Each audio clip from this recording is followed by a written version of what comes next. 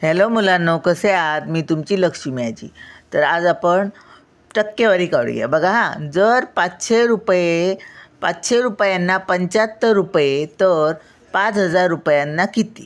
तुम्ही सांगाल काय? लगेच सांगायला येतं. म्हणजे आम्ही काय लगेच सांगू? कसे 500ला 75 तर 5,000 म्हणजे एकच शून्य वाढलं आहे, ते एक शून्य ते दिलं की झालं काम. बरोबर आहे. पण जर आपल्याला मोठी रक्कम घ्यायची असली किंवा काय, तर आपल्याला माहीत पाहिजे ना, म्हणजे किती टक्के 100 रुपयांना किती. तर आपण ते गणित सोडवूया आता. 500 रुपये 75, 500 75. चला मग आपण लिहू. 500 रुपयांना 75, 100ला किती हे आपण काढूया.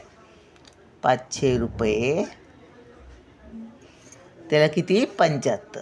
वर लिहूया. गुणिले किती? 100. करूया. हे शून्य 2 शून्य आहे, 2 शून्याला गेली. 5 एके 5.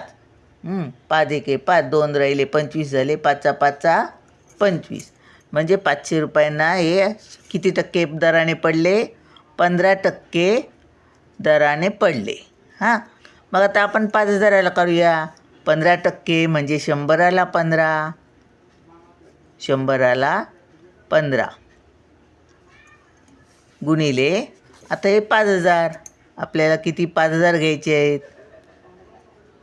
1 2 शून्य, ही 2 शून्य गेली. आणि ही असा गुणाकार. पहिलं शून्य लिहूया. आणि 15 पाची 75. म्हणजे 5,000 रुपयांना 750 रुपये पडणार. आणि किती टक्क्याने पडले हे पैसे?